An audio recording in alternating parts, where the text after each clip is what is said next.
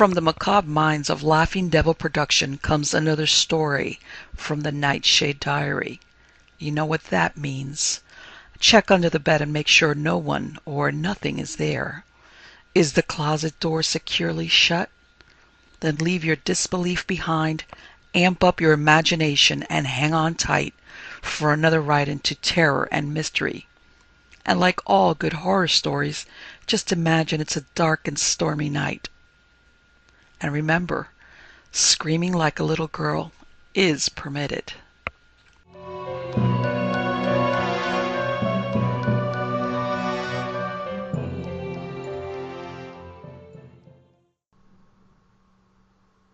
Thorne on the Threshold by Manly Wade Wellman. Mr. Gallagher, as superintendent of an asylum for the insane, was by training hard to daunt or embarrass. But he was not enjoying this final interview with a newly discharged patient. His round, kind face showed it. "You are the second name on my list, Doctor," Rowley Thorne told him across the desk in the office. "It is not a large list, but everyone implicated in my unjust confinement here shall suffer. You are second, I say, and I shall not delay long before giving you my attention." Thorne's lead-colored tongue moistened his lead-colored lips. "John Thunstone comes first." "You're bitter," said Gallagher, but neither his tone nor his smile were convincing.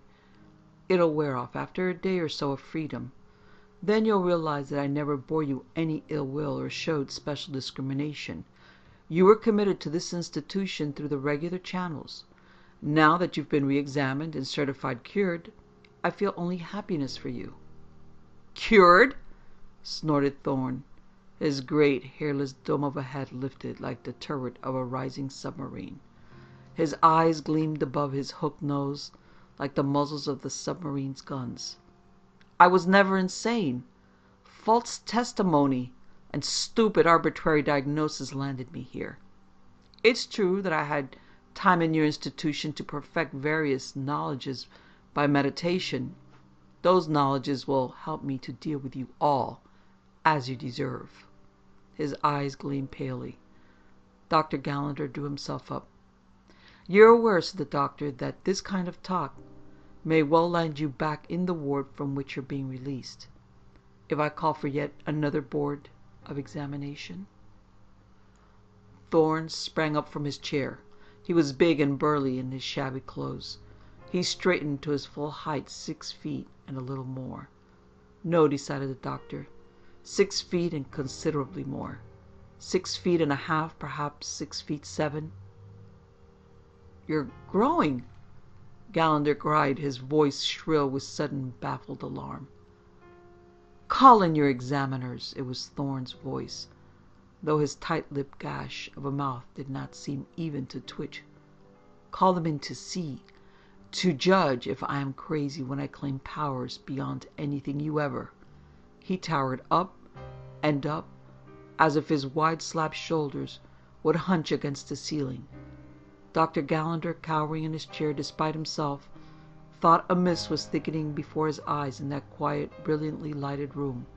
Rowley Thorne's fierce features churned, or seemed to churn and blur and writhe. Next moment, abruptly, the illusion of height and distortion, if it was an illusion, flicked away. Rowley Thorne was leaning across the desk. "Give me my release." He picked up the paper from in front of Dr. Gallagher, who made no sound or motion to detain him. "If you're wise, you'll pray never to see me again. Except that prayer won't help you." He tramped heavily out. Left alone, Dr. Gallagher picked up his telephone. Shakily he called Western Union, and shakily he dictated a wire. Then he rose and went to a wall cabinet from which he took a glass and a bottle. Flouting one of his most rigid customs, he poured and drank whiskey in solitude, and it was a double drink at that. Then he poured another double drink, but he collapsed before he could lift it to his mouth. When John Thunstone returned to New York from the South, his air would have puzzled even his few close friends. The drawn, wondering expression around deep dark eyes and heavy jaws was contradicted by the set of the giant's shoulders and the vigorous stride that took him about the business he must now transact. "Dr. Gallander's still in a coma," said the intern at the hospital. "Half a coma, anyway. He rouses to take nourishment when it's put to his mouth. He turns over from time to time, like a healthy sleeper, but his pulse and his involuntary reactions are feeble, and he doesn't voluntarily respond to voices or other stimuli more than once or twice a day.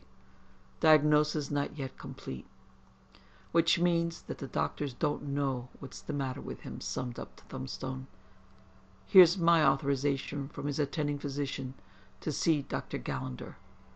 The intern reflected that he had heard somehow how John Thunstone could secure authorization to do almost anything.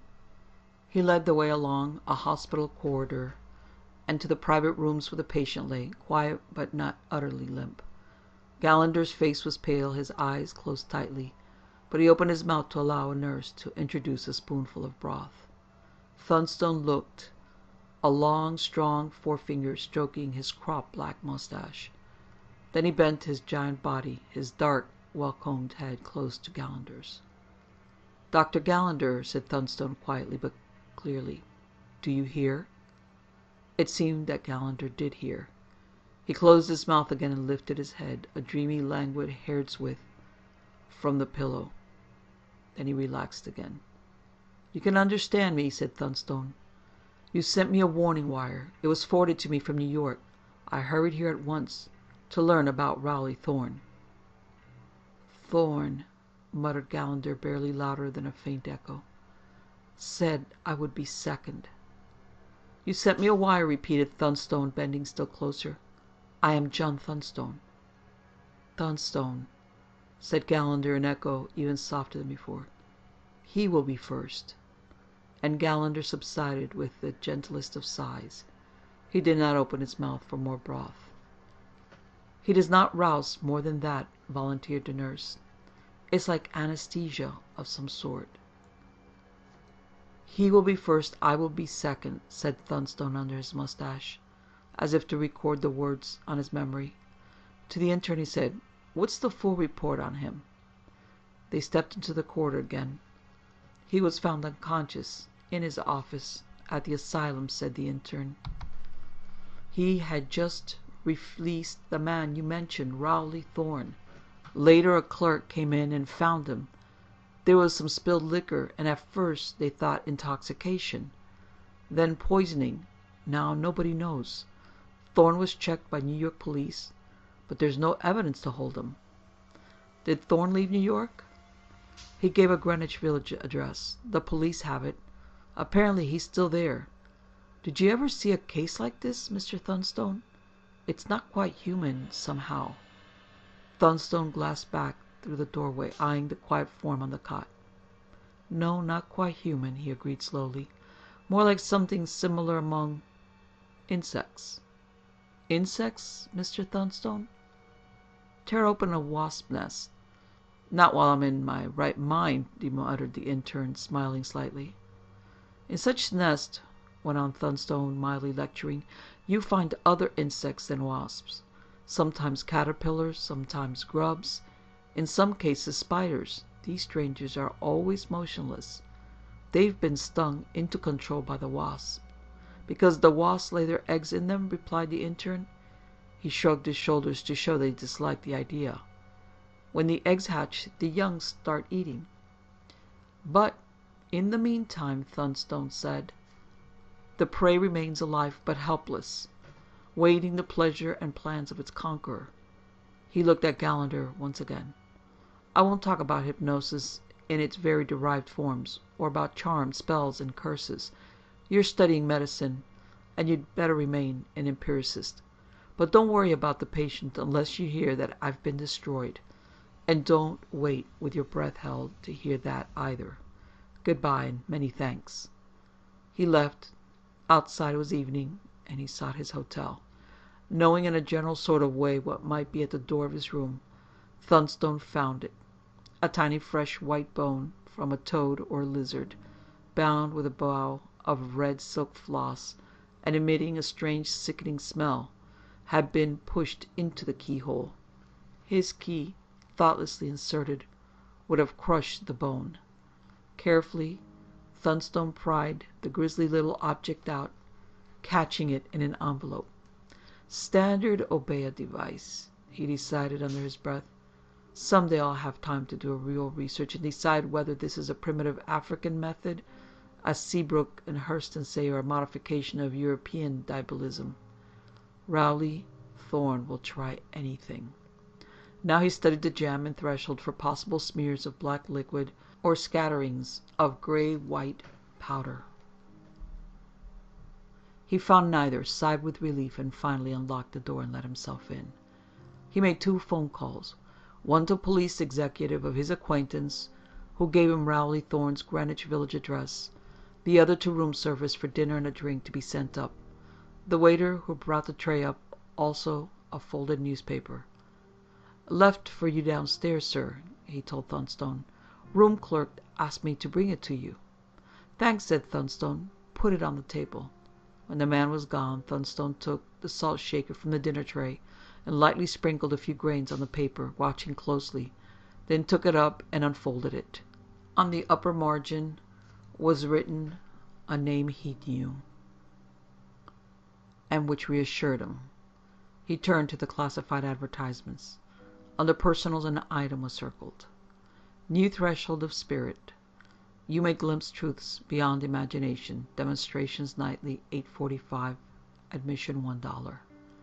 This was followed by an address, the same Thunstone had just learned from his friend of the police. Said Thunstone softly and slowly. He put the paper aside and turned to his dinner. He ate heartily, as always, but first he salted every mouthful. He even sprinkled a few grains in the brandy with which he finished. When the waiter had taken away the dishes, Thunstone relaxed in his easiest chair. From a bureau drawer he produced a primitive-looking pipe with a bowl of dark blue stone, carved carefully with figures that looked like ideographs. It had been given him with reassurance as to its beneficent power by Longspear, a Tisca Indian of Phi Beta Kappa from a southern university, and a practicing medicine man of his tribe.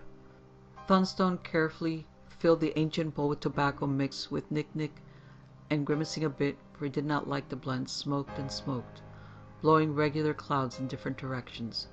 When the pipe was finished, Thunstone wrote a letter. It began with a sentence: "If anything fatal or disabling overtakes me within the next few days, please act on the following information," and went on for several pages. When he had done and signed his name, he placed it in an envelope addressed to one Jules de Grandin at Huntington, New Jersey.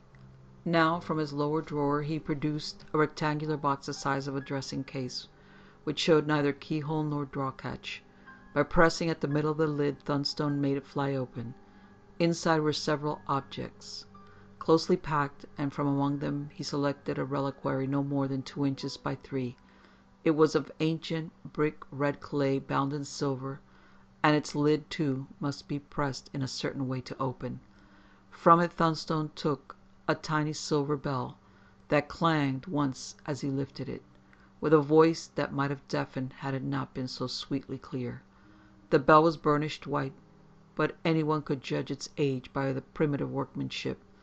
It had been carved probably from a block of metal rather than cast or hammered. Upon it were carved 2 names, Saint Cecilia and Saint Dunstan, the patrons of music and silversmithing, and a line of Latin, in letters almost too fine to read: Es mea contucorum terror vandemicorum. "My voice is the terror of all demons," said Thunstone aloud. Muffling the little thimble-sized object in his handkerchief, he stowed it in an inside pocket. By now it was nearly 8 o'clock.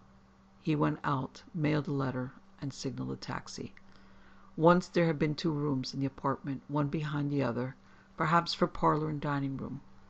By the removal of the partition, this had become 1 room, a spacious oblong. Its dull walls were hung with gloomy-colored pictures and 2 hangings with crude but effective figures of men and animals embroidered upon them. At the rear had been built a platform a few inches above the floor level, its boards painted a flat brown. Upon this stood a square table covered with a black velvet cloth that fell to the platform itself. The front part of the room was filled with rows of folding chairs, as for a lecture audience, and fully 50 people sat there.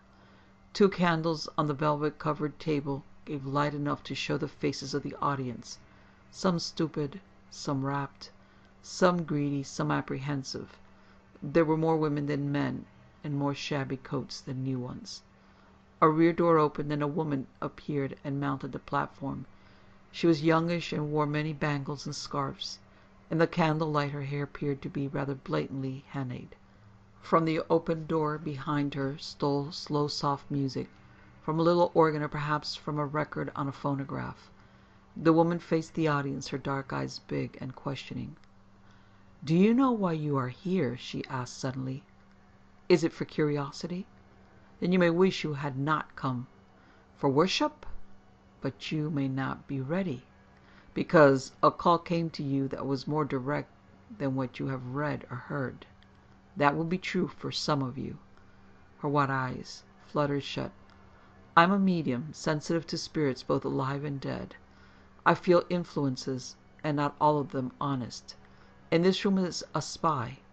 He calls himself a journalist. Will he speak?" There was some fidgeting and muttering, but nobody spoke. The woman's eyes opened and fixed coldly on a young man in the rear of the room. "You," said the woman, "you came here to find something sensational or ridiculous to write about. Get out." "I paid my $1, began the reporter. "It is returned to you," she interrupted, and he flinched, then stared at a crumpled bit of paper that had sprung into view in his empty hand. "Go, I tell you." "I have a right to stay," insisted the newspaper man, but even as he spoke he rose. It was an involuntary motion, as though he had been drawn erect by a noose of rope. Stumbling a little, he went to the door, opened it, and departed. "Does anyone else come with enmity or a sneer?" challenged the woman on the platform. "I see a girl in the front row. She thought she would see or hear something tonight that would amuse her bridge club. She has her $1 back. Let her leave." There was no protest this time. The girl rose and hurried out, clutching in her hand a bill that had come from nowhere. "To the rest of you, I think," came a clear call, resumed the speaker. "Why else do you think you read a vague advertisement and on the strength of it made a journey and paid money? I know your hearts, or enough of them to feel that you will listen. All I have said is mere preparation, as though I had swept humbly with a broom before the man who will now show himself." She turned toward the door and nodded, or perhaps bowed a little in reverence.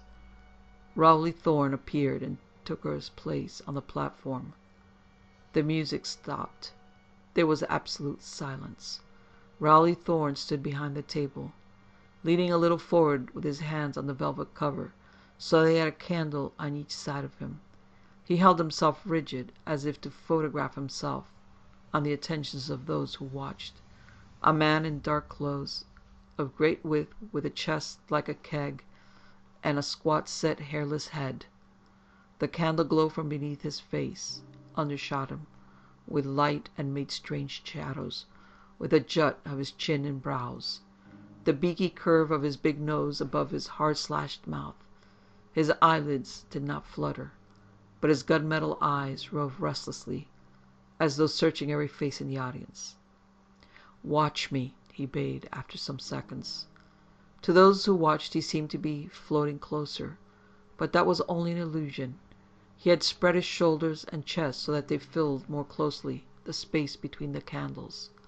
His features too broadened and turned heavy, like the memorial sculptures sometimes carved gigantically on granite bluffs.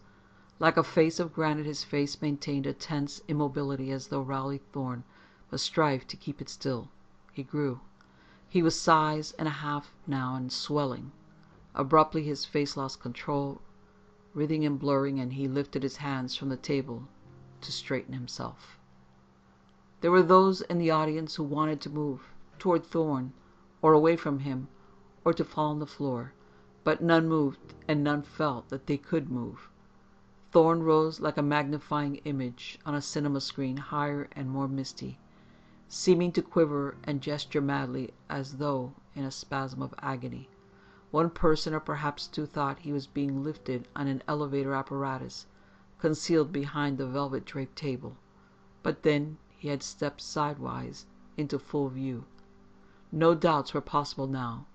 He stood upon great columns of legs, a gigantic and grotesque figure out of proportion beyond any freak in a sideshow. His eyes glared as big as peeled eggs, his mouth open like the gaping of a valise, and his hand like a great spading fork moved toward the candle flames. At its slap they went out, and there was intense darkness in the room. Quiet in that darkness, save for a woman in the audience who was trying to stifle sobs. Then the candles blazed up again. The henna-haired opener of the program had come back through the rear door and was holding a twisted spill of paper to light the 2 tags of radiance. Rowley Thorne leaned against the wall at the rear of the platform, gasping and sagging as though after a staggering effort. He was back to his own proportions again. "I did that, not to startle you, but to convince you," he said between great gulps of air. "Does anyone here doubt that I have power? I have stood on the threshold of the unthinkable, but from that unthinkable I bring knowledge for anyone who cares to ask. Questions? Anyone question?" The woman who had sobbed stood up. "I came to learn what happened to my sister. She quarreled with her parents and left, and we couldn't trace—" "Write to Cleveland," bade Rowley Thorne, his breathing even now. "Write to Dr. J. Avery on East 23rd Street.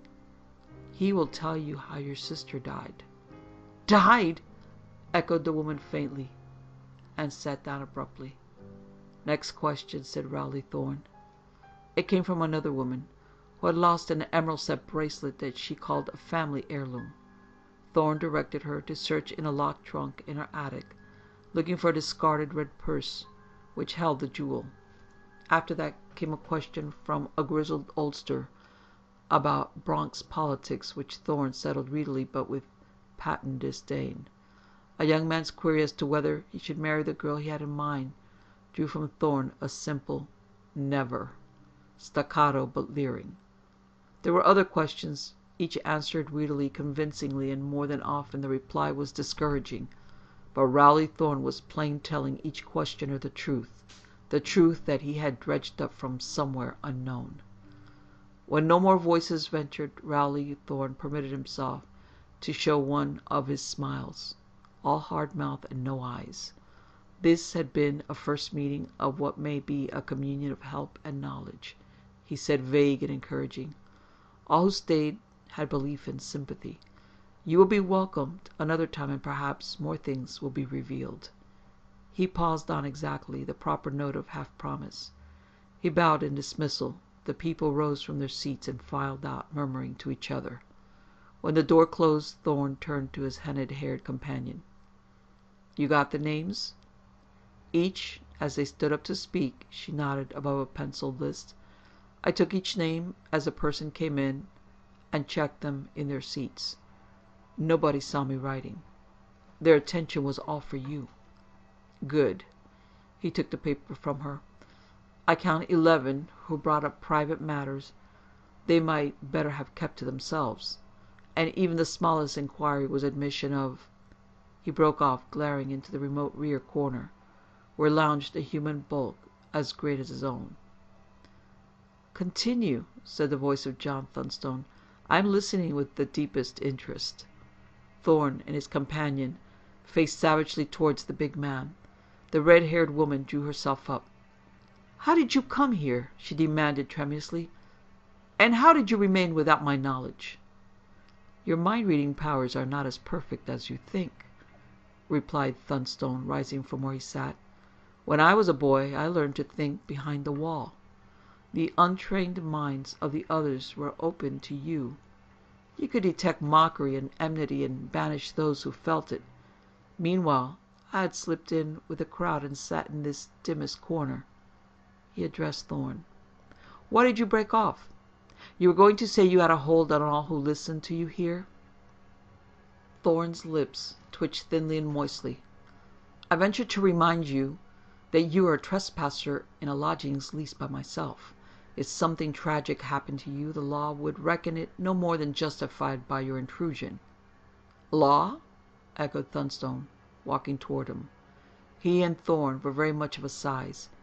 Each grinned with his lips and gazed with hard, watchful eyes. The red-haired woman glanced from one to the other in plain terror.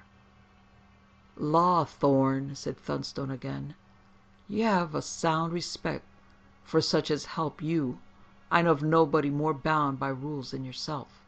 A hold, I was saying, on those who heard and saw your performance tonight. That checks almost exactly with what I foresaw."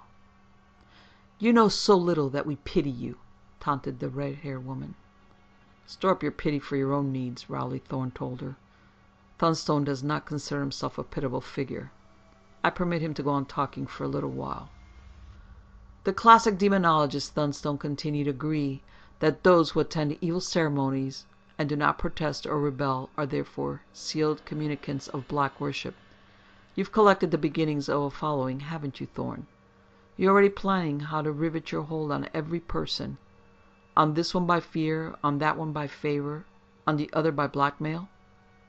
"I am able to stand alone," growled Thorne deeply. "But those you serve demand worshippers, and you must see to the supply. You have failed before. I know, because I caused the failure. I have disrupted your ceremonies, burned your books, discredited and disgraced you." Thunstone's hard smile grew wider. "I am your bad luck, Thorne." The red-haired woman had stopped. Twitching up her skirt from a sheath strapped to her leg, she drew a slim dagger, but paused, staring at it. "It's broken," she muttered. "Even your tools fail you," pronounced Thunstone. Thorne, still standing on the dais, drew a deep breath. It swelled him like a hollow figure of rubber. The woman stared at him, gasped, and drew away. She could not accustom herself to the phenomena. Thunstone smiled no longer as he stepped up on the dais, close to Thorne. "I'm not afraid of you in any size or shape," he said. Around Thunstone the air was close and hot, as though he had entered a cave in the side of a volcano. The dimness of the room seemed to take on a murky red glow, but in that glow Thorne's face and outline grew no clearer. He only swelled. He was already a head taller than Thunstone. "Moloch, Lucifer, Pemoth," Thorne was saying, as though to someone behind him. "Anector, Somiator, sleep ye not." "It is the unknown that terrifies," rejoined Thunstone, as though speaking a rehearsed line in response to a cue. "I know those names, and for what beings they stand. I am not afraid." "Awake strong, Holahaha," chanted Thorne. "Powerful Eben, mighty Tetragrammaton, Athe, Stox, Seda, Iroye." Thunstone felt around him the thickening, stifling heat, sensed the deepening of the red glow. There was a crackle in the air as of flames on the driest day of summer. How true, mused Thunstone, while he fixed his eye on the burgeoning form of his enemy, was the instinct of the primitive priest, who first described hell as a place of gloomy fires. Hands were reaching for Thunstone, hands as large as platters. Thunstone smiled again. "Do you think I am afraid?" he inquired gently, and stepped forward within reach of his hands. A chorus of voices howled and jabbered, like men trying to sound like animals, or like animals trying to sound like men. Thorne's great gaudy fingers had seized Thunstone's shoulders and swiftly released their grip, while Thorne cursed as if in sudden pain. For Thunstone had seized the crumpled sleeves upon the mighty ridged arms, twisting them so that they were bound and constricted like tourniquets. Thunstone's clutch could not be broken. Thorne's hugeness above him heaved and struggled, but did not seem to have gained weight in proportion to its size. Thunstone's own solidity anchored it down. "To me," Thorne was blaring, "to me, you named and you nameless." They rallied to his call. Thunstone felt blinded and at the same time dazzled by that hot redness, but beings were there, many and near around him. He clung to the sleeves he had grasped, and Thorne could not break away. Stifled, numbed, Thunstone yet summoned his strength, and with a mighty wrench toppled Thorne's overgrown form to its knees. That was enough for the moment. He let go and drove a hand under his coat to the inside pocket. With a full-arm sweep, he he swung the little silver bell, its voice unthinkably huge as the master chime of a great carillon rang joyously in that dark, lost corner. It drowned the voices that howled at it. It clanged them into dismayed silence, and they shrank from it. Thunstone knew that they shrank, though mercifully he could not see them plainly. They retreated, and with them ebbed the redness and the numbness and the breathless heat. Thorne was trying to say something, either defiant or pleading, from farthest away and farther still. The bell drowned his speech too. Things became plainer to the eye now. The room was just an ordinary dim room. Thunstone looked for Thorne, and saw him and saw through him, just as a giant outline faded like an image from a screen when the projector's light winks out. Thunstone stood quiet a moment. Breathing deep, he cuddled the little bell in his palm to muffle its voice and gazed at it with gratitude. "I remember part of the old hymn of the bell," he said aloud. "I call the people, I summon the clergy, I weep the departed. I put the pestilence to flight, I shatter the thunderbolts, I proclaim the Sabbaths." He looked around for the red-haired woman. "A holy man whom once I helped gave this bell as a gift. It was made long ago, he told me, to exorcise evil spirits. This is the third time I have used it successfully." Carefully he returned the bit of silver to his pocket. Stepping from the dais, he walked across the room and switched on a light that threw white brilliance everywhere. Turning his head, he looked hard for some sign that Rowley Thorne had been there. There was none. Tramping a few steps more, John Thunstone opened 2 windows. "This place smells most unoriginally of burning," he commented. The red-haired woman crouched motionless in the furthest corner from the dais where Thunstone and Thorne had stood together. Stooping above her, Thunstone touched her shoulder. She looked up at him and rose slowly. Her face was as pale as tallow. "What will you do with me?" she managed to ask. "Leave you to think how narrowly you escaped," he replied. "You were not a lieutenant of Thorne, only his servitor. Plainly you know little or nothing of what he was really trying to do. I recommend that you review the story of the Sorcerer's Apprentice, and keep clear in the future of all supernatural matters, for you have used up a good deal of your normal luck in escaping tonight." "But what," she stammered. "The explanation is simple, if you care to accept it. Thorne was on the threshold of something. Science calls it another dimension. Mysticism calls it another plane. Religion calls it another existence. He could communicate with entities beyond and claimed them for allies. He was able to draw some powers and knowledges, such as his ability to prophesy to those dupes who came. Such powers might have been useful to him and rankly terrible to the normal world." Thunstone produced his pipe. "By the way, I am heartily in favor of the normal world." Nearby stood a telephone on a bracket. Without asking permission, Thunstone picked it up and dialed a number. The nurse who answered told him jubilantly that Dr. Gallender had suddenly awakened from his trance, very lively, cheerful, and hungry. "Congratulate him for me," said Thunstone, "and say that I'll join him in a late supper." He hung up and continued his explanation. Thorne gambled everything when he called his allies into this normal region of life to help him. I wanted him to do that, because when defeated they would go back, and with them they would take Thorne. I don't dare hope that he's gone for good, but he'll have considerable difficulty in returning to us." "But where?" pleaded the woman. "Where did he go?" "The lesson to be learned from all I have said and done," Thunstone assured her gently, "is not to inquire into such things."